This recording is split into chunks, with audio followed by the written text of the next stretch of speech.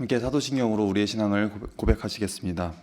전능하사 천지를 만드신 하나님 아버지를 내가 믿사오며 그 외아들 우리 주 예수 그리스도를 믿사오니 이는 성령으로 잉태하사 동정녀 마리아에게 나시고 본디오 빌라도에게 고난을 받으사 십자가에 못 박혀 죽으시고 장사한 지 사흘 만에 죽은 자 가운데서 다시 살아나시며 하늘에 오르사 전능하신 하나님 우편에 앉아 계시다가 저리로서 산자와 죽은 자를 심판하러 오시리라. 성령을 믿사오며 거룩한 공예와 성도가 서로 교통하는 것과 죄를 사하여 주시는 것과 몸이 다시 사는 것과 영원히 사는 것을 믿사옵나이다. 아멘. 오늘 우리 함께 부를 찬송가는 302장 내 주 하나님 넓고 큰 은혜는 입니다. 찬송가 302장 내 주 하나님 넓고 큰 은혜는 입니다.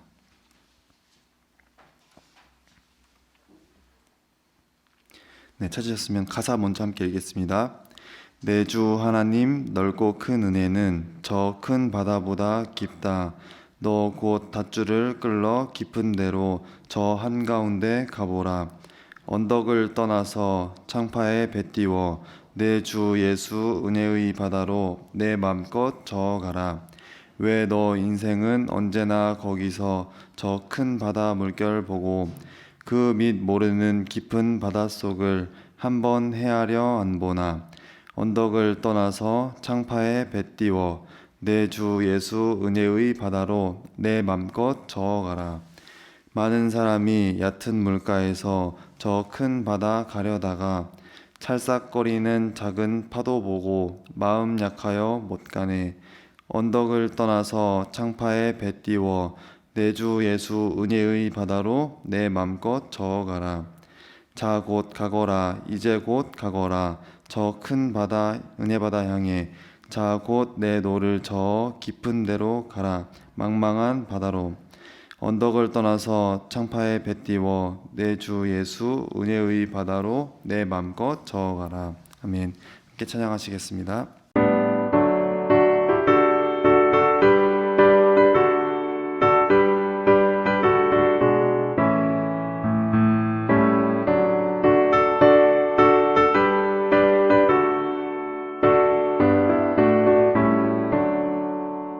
내 주 하나님 넓고 큰 은혜는 저 큰 바다보다 깊다.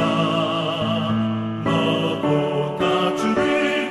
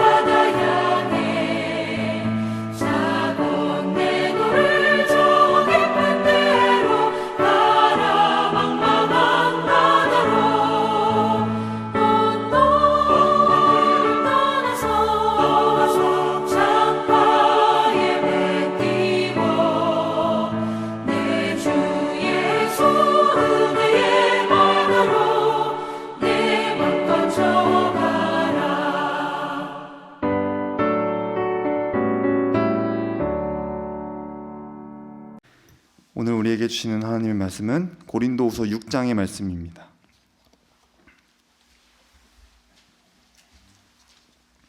고린도후서 6장 1절로부터 10절까지의 말씀입니다.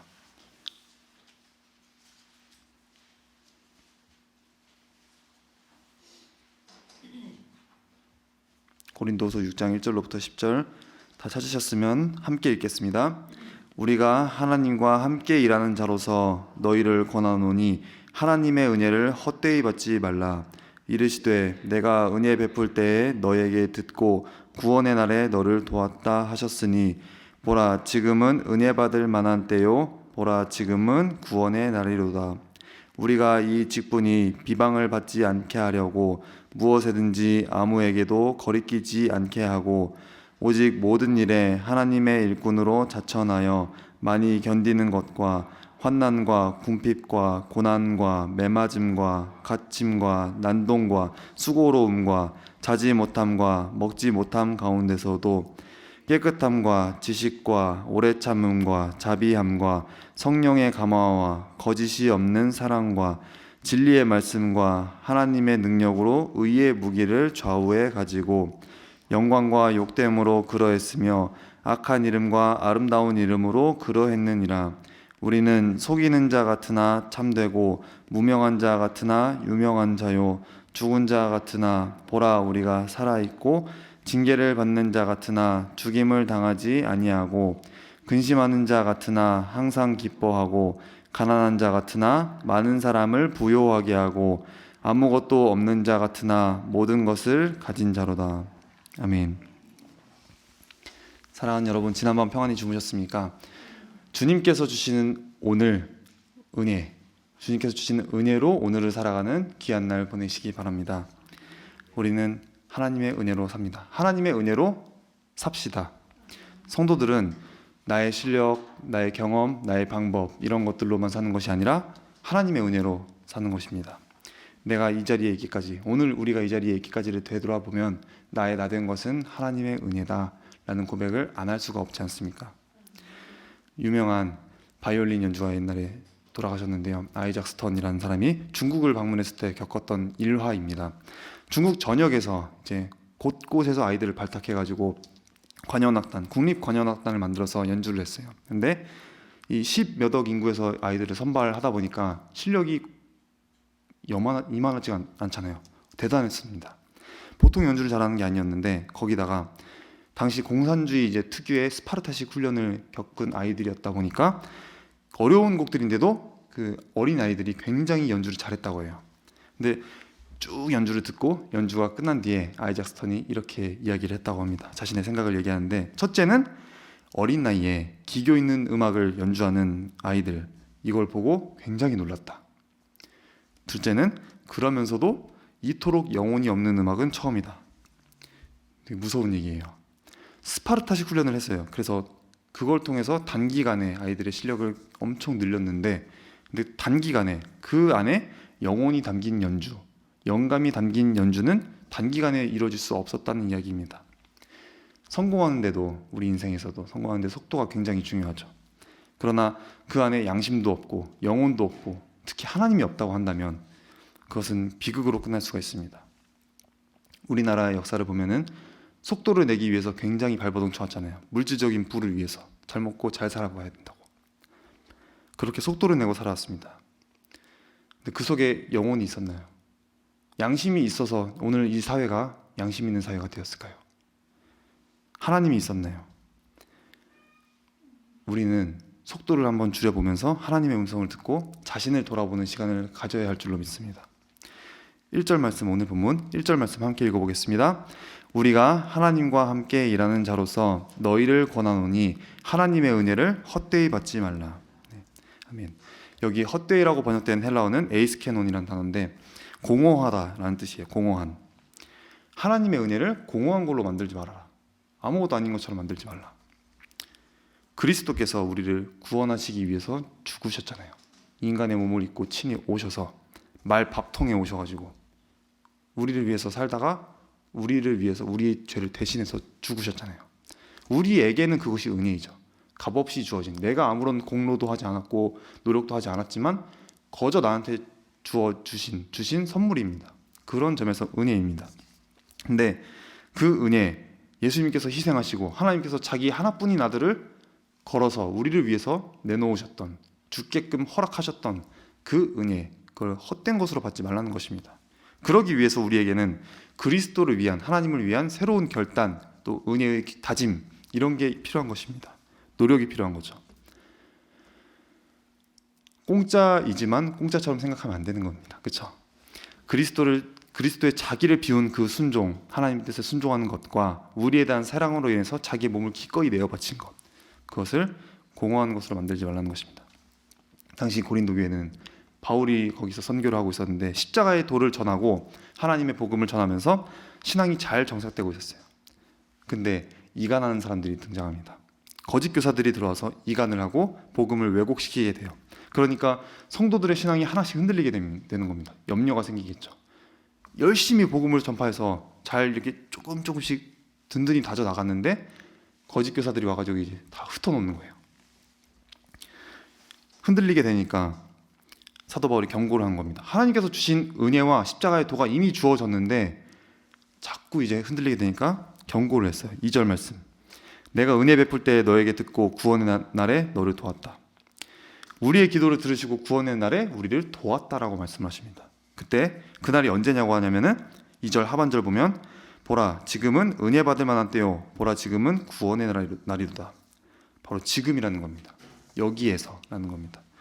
하나님의 은혜 우리에게 주어졌고 우리가 받았습니다. 근데 한 번 받으면 그게 끝이라는 게 아닙니다. 날마다 항상 지금 여기에서 내 생활 속에서 하나님의 은혜가 임하는 것이고 그걸 우리는 받아야 하는 겁니다. 기다리는 마음으로, 사모하는 마음으로. 하나님의 구원은 그래서 일회적인 사건으로 끝나는 것이 아닙니다. 날마다 우리에게 필요한 것입니다. 고린도 교회는 바울이 개척한 교회였는데 바울이 떠난 후에 이상한 교사들이 들어와가지고 교회를 혼란스럽게 했는데 또 바울이 사도가 아니라고까지 했습니다. 이런 잘못된 주장, 터무니없는 주장들에 대해서 바울이 자기의 사도권을 변호하기 위해서 고린도 후서를 썼습니다. 자기가 복음을 전하면서 겪었던 수많은 고난을 열거하고 있어요. 그 고난 속에서도 고린도 교회 성도들이 영적으로 성숙해질 것을 기다리면서 잘 인내하면서 그것을 감내하고 있는 것입니다. 많이 견뎠다고 해요. 4절과 5절 보시면 오직 모든 일에 하나님의 일꾼으로 자천하여 많이 견디는 것과 환난과 궁핍과 고난과 매맞음과 갇힘과 난동과 수고로움과 자지 못함과 먹지 못함 가운데서도 여기 보면 대다수의 주석학자들이 헬라어 문법에 많이 견디는 것의 구체적인 내용으로 그 다음에 나오는 9가지 내용을 열거하고 있어요. 헬라어 문법에 보면은 영어로 and라고 하잖아요. 우리나라 말로 과, 와 이렇게 쭉 병렬로 연결된 and로 되어 있는 거를 헬라어 카이라고 하는데 이 접속사 이것이 맨 처음에 나오는 것은 와, 과보다는 곧, 즉 이런 뜻으로 해석하고 나머지 거는 와, 과 이렇게 연결을 합니다. 그래서 한마디로 하면 이래요. 많이 견디는 것, 즉 환난, 궁핍, 고난, 매맞음, 갇힘, 난동, 수고로움, 자지 못함, 먹지 못함 이런 것들을 많이 견뎠다는 거예요. 고린도후서 11장 23절에서 27절에서는 좀 더 구체적으로 열거하고 있습니다. 내가 수고를 넘치도록 하고 옥에 갇히기도 하고 매도 수없이 맞고 여러 번 죽을 뻔하였으니 유대인들에게 40에서 하나 감한 매를 5번 맞았으며 3번 태장으로 맞고 1번 돌로 맞고 3번 파선하고 일주야를 깊은 바다에서 지냈으며 여러 번 여행하면서 강의 위험과 강도의 위험과 동족의 위험과 이방인의 위험과 시내의 위험과 광야의 위험과 바다의 위험과 거짓 형제 중의 위험을 당하고 또 수고하며 애쓰고 여러 번 자지 못하고 줄이며 목마르고 여러 번 굶고 춥고 헐벗었노라. 복음이 이렇게 전해진 거예요. 우리에게는 그냥 주어진 값싼 선물이지만 이렇게 주어지는 겁니다. 이 모든 것을 바울이 많이 이기고 견뎠다는 거예요. 바울 사도께서 루스드라에서 이제 복음을 전하고 있었을 때 사람들이 돌로 바울을 쳐가지고 죽은 줄 알았어요. 제자들이 생각할 때 죽은 줄 알고 성 밖에 내쳤잖아요. 사람들이 제자들도 바울이 죽은 줄 알고 갔는데 바울이 일어나서 성으로 들어가서 제자들에게 이렇게 말씀하셨습니다. 사도행전 14장 22절 보면 우리가 하나님의 나라에 들어가려면 많은 환난을 겪어야 할 것이니라. 예수님께서도 말씀하셨잖아요. 요한복음 16장 33절. 세상에서는 너희가 환난을 당하나 담대하라. 내가 세상을 이기었노라. 하나님께서 주신 선물이죠. 은혜죠. 우리에게 주어진 값싼 은혜입니다. 굉장히 값이 비싼 건데 우리를 위해서 하나님께서 낙찰을 하신 거잖아요. 더 그 이상의 값을 줄 수 없을 만한 자기 하나뿐인 아들을 죽게끔 허락한 거잖아요. 이것을 우리는 은혜로 받지만 정말 큰 고통과 우리 감당할 수 없는 희생이 주어진 선물이었습니다. 그래서 우리도 역시 천국에 가기까지 기다리고 은혜를 구하고 사모해야 하는 겁니다. 그리고 아주 많이 견뎌야 하는 것입니다. 오늘날의 시대는 은혜가 풍성한 시대입니다. 그러나 많은 사람들이 은혜를 받으면서도 육신의 소욕을 따라서 살아가고 있습니다. 그러느라 은혜를 헛되이 받게 됩니다. 은혜의 시대에 살고 있으면서 은혜를 받지 못하는 것입니다. 본문에서 바울은 하나님의 은혜를 헛되이 받지 말라 이렇게 경고하고 있잖아요. 그리고 지금이 참된 은혜를 받을 만한 때고 하나님의 구원의 날이라고 선포를 하고 있잖아요. 신앙의 시제는 미루라는 게 아닙니다. 여기 그리고 지금입니다. Here and now. 미루지 말아라. 지금이 중요한 겁니다. 근데 신앙생활 하다 보면은 항상 우리한테 걸리는 숙제가 있죠. 언제까지 견뎌야 되냐? 언제까지 참으라는 겁니까? 견디고 싶죠. 근데 힘이 없잖아요. 힘이 없어서 견디다 못해서 쓰러지는 사람도 발생하잖아요. 심지어 성경에 나오는 사람들 중 믿음의 조상들 중에서도 견디지 못해서 넘어지고 실수하곤 하잖아요. 아브라함도 75세에 이제 하나님께서 아들을 주겠다라고 약속을 하나님께로부터 받았지만 끝까지 참고 기다리지 못하고 85세 때 여종 하갈을 통해서 이스마엘을 얻게 되잖아요. 그래서 그 자손들이 이스마엘의 후손이 아랍과 이삭의 후손이 이스라엘 간의 싸움이 지속되고 있지 않습니까? 은혜를 받을 때까지 우리는 참고 사모하는 마음으로 계속 기다릴 줄 알아야 하는데 그러려면 은혜를 구할 때 기다리는 힘, 견딜 만한 힘이 우리에게 필요하지 않겠습니까? 바울은 그 많은 고난을 견뎌낼 힘이 있었는데 그것을 고난을 견뎌낼 자질, 영적 자질이 9가지 자질이 6절, 7절에 열거되어 있어요. 깨끗함과 지식과 오래 참음과 자비함과 성령의 감화와 거짓이 없는 사랑과 진리의 말씀과 하나님의 능력으로 의의 무기를 좌우에 가지고. 여기서 깨끗한 마음이라는 것은 동기가 깨끗하다는 겁니다. 마음의 동기가 무슨 일을 하든지 주님을 위한 마음으로 하라는 것입니다. 사적인 욕심으로 일하지 말고 내가 좀 드러나고 싶어서, 내 이름 좀 올라가고 싶어서, 누가 날 좀 알아줬으면 좋겠다. 그렇게 하지 않고 주님을 위해서 한다면 고생을 해도 사람을 원망하거나 불평하지 않을 것입니다. 주님을 위하는 일에는 당연히 고난이 따른다는 것을 우리는 알기 때문입니다. 그래서 견뎌낼 수가 있는 것입니다. 지식은 하나님의 뜻을 아는 걸 말이에요. 나한테 뭐 정보가 많아서 좀 아는 척 좀 해야 되고 사람들한테서 좀 뭔가 입지도 다져나가야 되고 이러라는 것이 아니고 하나님을 아는 것을 말합니다. 고난에는 반드시 열매가 있다라고 하는 하나님의 뜻을 알게 되면 그 고난을 이겨낼 힘이 우리에게 주어지는 것입니다. 오래 참음은 사람들이 다른 사람이 나에게 상처를 주고 아프게 하고 할 때 잘 참을 수 있는 것을 말해요. 자비함, 성령의 감화, 거짓 없는 사랑, 진리의 말씀, 하나님의 능력, 이런 것들은 은혜를 기다릴 때 찾아오는 유혹을 이기는 힘입니다. 마지막, 의의 무기를 좌우에 가진다. 이것은 한 손에는 공격하는 무기, 한 손에는 방어하는 것으로 이걸 들고 양손에 무기를 들고 사탄의 공격을 이겨낸다는 뜻입니다. 이 9가지 영적 자질들은 모두 하나님께서 우리에게 주시는 은혜입니다. 그래서 우리는 은혜를 많이 받아야 많이 견뎌낼 수가 있는 것입니다. 낙타가 먼 길을 떠나기 전에 먼저 엄청난 양의 음식을 먹는다고 합니다. 먹을 수 있을 때 왕창 먹어두고 며칠을 안 먹고도 버틸 수 있는 특이 체질을 가졌다고 해요. 사막에서 살아남기 위해서 몸의 구조가 그렇게 바뀌었다고 합니다. 낙타의 등에 있는 커다란 혹은 물을 저장한 물탱크가 아니고 음식을 많이 먹어둠으로써 저장된 지방이라고 합니다. 낙타의 혹은 영양분 저장고인 셈인 것이죠. 이 혹 덕분에 낙타는 대략 열흘 동안 아무것도 먹지 않고 사막을 지낼 수 있다고 합니다. 우리도 역시 마찬가지로 하나님의 은혜와 구원, 그 영양분을 많이 받아야만 인생이라는 사막을 넉넉히 이겨나갈 수가 있는 것입니다. 그래서 받을 수 있을 때 우리는 은혜를 받으려고 사모하고 주님의 은혜를 기다리고 견뎌야 하는 것입니다. 오늘도 주님께 은혜를 많이 받으셔서 앞으로 한 주간을 잘 견뎌내고 잘 살아낼 수 있으시기를 간절히 원합니다. 기다림에는 답답함이 있죠. 아무것도 보이지 않는 터널 속에 지나는 것과 같습니다. 성과가 빨리 나타나지 않으니까, 당장 보이는 게 없으니까 주위 사람들이 비난을 하기도 해요. 뭐 하려고 그러냐. 때로 손가락질도 합니다. 견디기가 굉장히 힘들죠. 바울도 그랬습니다. 8절에서 10절 말씀 함께 읽어볼까요? 오늘 본문 6장 8절에서 10절 함께 읽겠습니다. 영광과 욕됨으로 그러했으며 악한 이름과 아름다운 이름으로 그러했느니라. 우리는 속이는 자 같으나 참되고 무명한 자 같으나 유명한 자요, 죽은 자 같으나 보라 우리가 살아있고 징계를 받은 자 같으나 죽임을 당하지 아니하고 근심하는 자 같으나 항상 기뻐하고 가난한 자 같으나 많은 사람을 부요하게 하고 아무것도 없는 자 같으나 모든 것을 가진 자로다. 아멘. 세상 사람들이 바울을 욕하고 비난했습니다. 무명한 자라고, 죽은 자 같다고, 징계받았다고, 근심하는 자, 가난한 자, 아무것도 없는 자 같다 비아냥했습니다. 그러나 바울은 사람들의 평가에 마음이 흔들리지 않았던 거예요.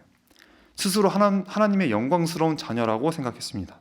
하나님의 자녀로서의 영광스러운 이름을 자랑했습니다. 사람들한테 그렇게 보일 줄 몰라도 하나님 앞에서 유명한 자고, 살아있고 어떤 어려움 속에서도 죽임을 당하지 않는 자요, 근심할 수밖에 없는 상황에서도 항상 기뻐할 수 있는 사람, 가난한 사람 같아 보여도 실상은 복음을 통해서 많은 사람을 부요하게 하는 사람이다. 아무것도 없는 자 같아도 예수 그리스도를 얻은 자, 주님과 동행하는 자, 모든 것을 가진 자라고 스스로 생각했던 겁니다. 오늘 저와 여러분의 마음이 이래야 되지 않겠습니까? 우리는 하나님 앞에서 유명한 자고, 죽임을 당하지 않는 사람이고, 항상 기뻐하고 많은 사람을 부요하게 하고 많은 것을 가진 자입니다. 그래서 그리스도인으로 살아간다는 것에 대해서, 그리고 고통과 고난의 삶을 감내해 간다는 것에 대해서, 그리스도의 영광을 위해, 하나님의 영광을 위해서 그렇게 살아간다는 것에 대해서 사람들의 평가에 휘말리지 맙시다. 중요한 것은 사람의 평가가 아니라 하나님의 평가입니다. 결정적인 평가는 하나님께서 하십니다. 우리는 낙타처럼 사람들의 눈에는 보이지 않는 혹이 우리에게 있습니다. 보이지 않는 힘이죠. 그 힘은 우리 안에 살아계시는 하나님의 능력입니다. 그렇습니다. 내 실력과 내 능력과 내가 갖고 있는 세계관과 그 바운더리, 내가 나한테 보이는 것, 내 경험에 근거한 그런 것들보다 하나님의 은혜로 사는 것이 훨씬 쉽고 훨씬 안전합니다. 훨씬 낫습니다. 내 힘으로 살기보다 하나님의 능력으로 사십시다. 보라, 지금은 은혜 받을 만한 때요, 보라, 지금은 구원의 날이로다. 사랑하는 여러분, 지금이 은혜 받을 때입니다. 지금이 하나님의 도우시는 구원의 날입니다. 하나님의 은혜를 사모하고 주님께 구하며 기도하며 기다리며 나아가는 저와 여러분이 되시기를 간절히 원합니다. 기도하겠습니다. 주님, 고난이 많은 이 세상, 하나님의 뜻대로 살아내기가 어려운 이 세상 살아갑니다. 고난의 강을 능히 잘 건널 수 있도록, 많이 견딜 수 있도록 저희를 도와주시옵소서. 은혜 베풀어 주시옵소서. 함께하여 주시옵소서. 회복시켜 주시옵소서. 고쳐주시옵소서. 새 힘을 주시옵소서. 주님의 은혜가 없이는 살 수가 없습니다. 주님의 도우심 없이는 걸어나갈 수가 없습니다. 견딜 수 없습니다. 주님 도와주시옵소서. 예수님의 이름으로 기도합니다. 아멘. 하늘에 계신 우리 아버지여, 이름이 거룩히 여김을 받으시오며 나라의 임하옵시며 뜻이 하늘에서 이룬 것 같이 땅에서도 이루어지이다. 오늘날 우리에게 일용할 양식을 주옵시고 우리가 우리에게 죄 지은 자를 사하여 준 것 같이 우리의 죄를 사하여 주옵시고 우리를 시험에 들게 하지 마옵시고 다만 악에서 구하옵소서. 대개 나라와 권세와 영광이 아버지께 영원히 있사옵나이다. 아멘.